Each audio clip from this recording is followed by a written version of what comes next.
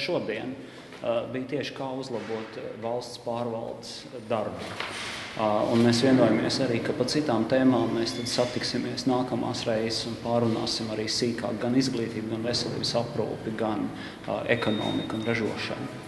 Bet šodien tātad pamattēma bija, kādā veidā mums valdību padarīt par atbildīgu un patiešām stratēģiski strādājošu politikas noteicēju.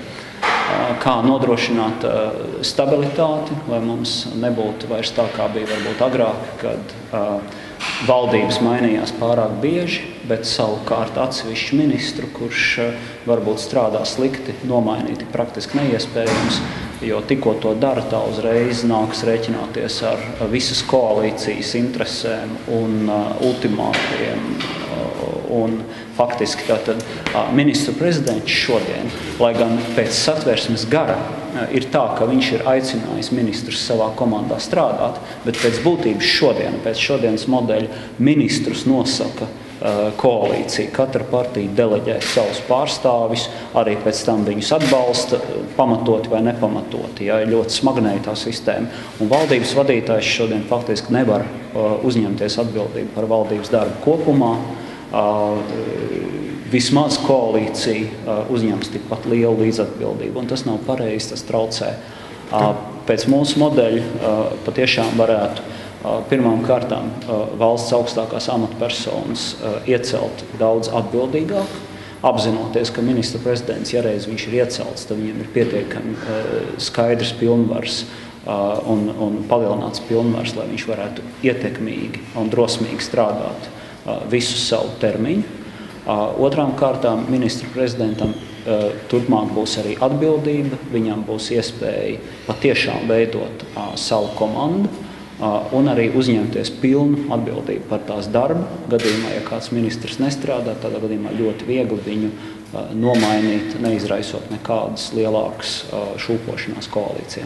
Par kādu laika termiņu iet runa jau par Dombrovska valdību vai par nākamajām? Nē, nekādā gadījumā neiet runa par patreizējo valdību, bet tas būtu ļoti labi, ja šīs reformas izdotos īstenot pirms vēlēšanām, tā lai jau nākamā valdība var sākt strādāt ar jaunu uzrāvienu, ar jaunu mandātu un pēc jauniem principiem.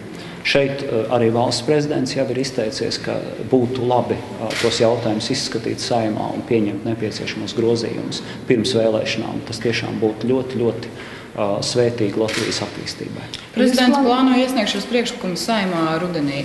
Un kā jūs ar saviem priekšlikumiem plānojat virzieties priekš, vai jūs kopā ar prezidentu kaut ko arī sarunājāt šajā jautājumā? Jā, mēs vienojāmies, ka strādāsim kopā. Jo pirmām kārtām Latvijā mums visiem ir jāliek spēku kopā, lai mēs varētu panākt būtiskus uzlabojumus nākamajos gados Latvijas valsts pārvaldē un tautsēmniecībā. Šeit mēs vairs nevaram atļauties būt sašķelti, izkaisīti. Mums jāstrādā, jau tā esam maz palikuši. Un arī redzēt to konstitucionālo tiesību ekspertu Latvijā nav tik daudz. Un izrādās, ka viņi strādā pie ļoti līdzīgām idejām, gan pie prezidenta, gan arī mūsu biedrības pārstāvjiem. Un ļoti daudz no tiem priekšlikumiem faktiski bija stipri līdzīgi. Tā kā mēs vienojāmies par turpmāku darbu, satiksimies arī ekspertu grupu līmenī, lai varētu nākt jau ar saskaņotiem priekšlikumiem, kurus tad mēģināt īstenot parlamentā. Lielas domstarpības šodien nebija faktiski. Tātad esmu ļoti gandarīts arī par prezidenta iniciatīvu un atbalstu šiem jautājumiem. Jūs plānosiet startēt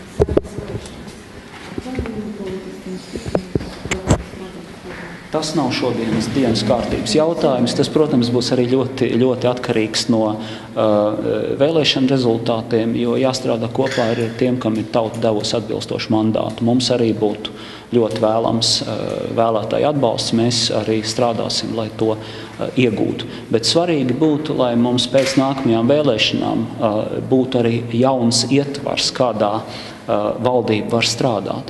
Un šeit mēs nerunājam šodien par kādām ļoti revolucionārām valsts iekārtas maiņām vai satversmes pamatmaiņām. Nē, mēs drīzāk šodien runājam par pieredzes rezultātā apzinātiem uzlabojumiem esošās satversmes garā. Burtā un garā, lai tā kā varbūt tāda analoģija būtu ar kādu smalku elektronisku aparātu, kurš reizēm ir tikai jānoskaņo, lai viņš sāktu strādāt. Bet savukārt, ja viņš ir izskaņots un nestrādā atsevišķas daļas saskanīgi, tad viņš vienkārši nestrādā. Ja? Un tā mums šobrīd arī ir. Mēs esam 20 gadus strādājuši pie tā valsts iekārtas likuma, kāds mums ir patreiz ar nelieliem grozījumiem, un faktiski pie satversmes, kāda mums ir šobrīd. Tur būtu pieredzes rezultātā daži nelieli, labi domāti uzlabojumi, kas varbūt tās lietas nodrošinātu, ka viņas strādā saskaņot un kvalitatīvi. Jums nav, teiksim, kaut kādas sarkanas līnijas? Kā lūdzu? Sarkanas līnijas jums nav? Valsts pārvaldes iekārtas reformā noteikti nē.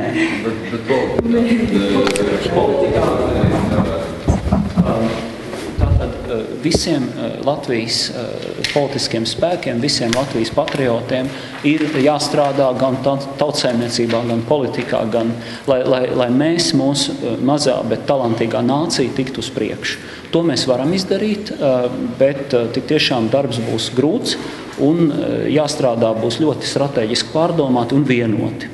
Ja, tātad mēs par sabiedrības koncentrēšanos ļoti skaidriem mērķiem. Valsts attīstību. Un ja mēs šodienas sarunas ar prezidentu kontekstā, tad mums ir būtiski jāuzlabo tieši valdības darba kvalitāte.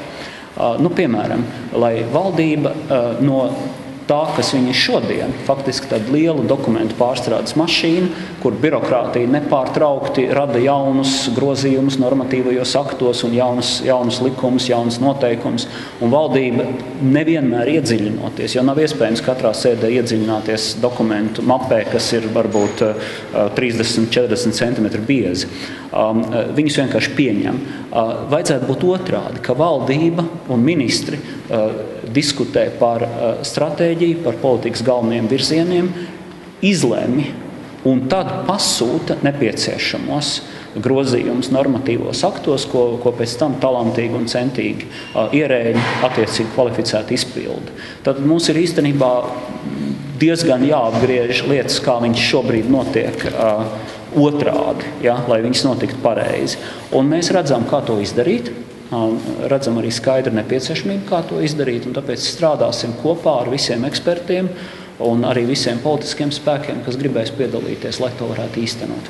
Pēc kā iniciatīvas notika tikšanās? Šī tikšanās notika pēc manas iniciatīvas, jo mēs biedrībā jau ilgstoši strādājam pie priekšlikumiem valsts pārvaldes darbu uzlabošanai. Un no atsevišķiem prezidenta publiskiem izteikumiem mēs sapratām, ka arī prezidents strādā pie kaut kā ļoti līdzīga. Un faktiski, ka šeit būtu vēlams satikties, lai apspriestu, kur tās domas sakrīt, kur viņas varbūt atšķirās, un vienotos par tālāku sadarbību, lai mēs varētu lietderīgi izmantot esošo speciālistu jaudu. Tas jums bija tāds pārsteigums, ka prezidents jūs pieņēma, vai jūs ar to rēķinu? Nē, prezidents ļoti konstruktīvs, viņš arī domā, mēs šodien īstenībā pārunājam daudz citus jautājumus par tautsaimniecību, par ārpolitiku, par izglītību un tās kvalitātes uzlabošanu, par veselības aprūpi.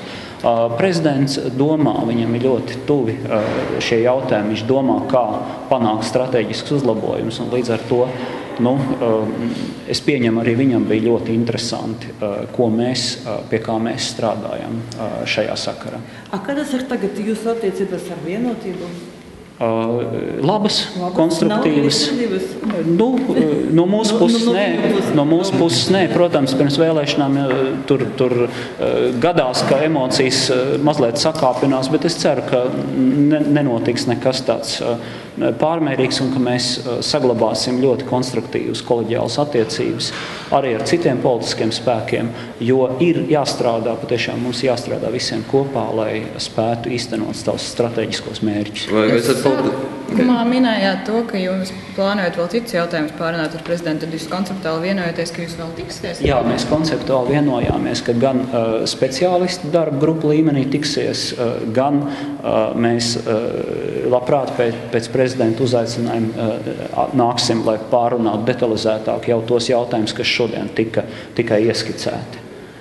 Jo mēs pie viņiem arī strādājam un strādāsim, mums noteikti būs ko teikt, un ja mūsu darbs var nākt pa labu vai palīdzēt, mēs esam gatavi. Ja? Paldies, lai jums jauka diena!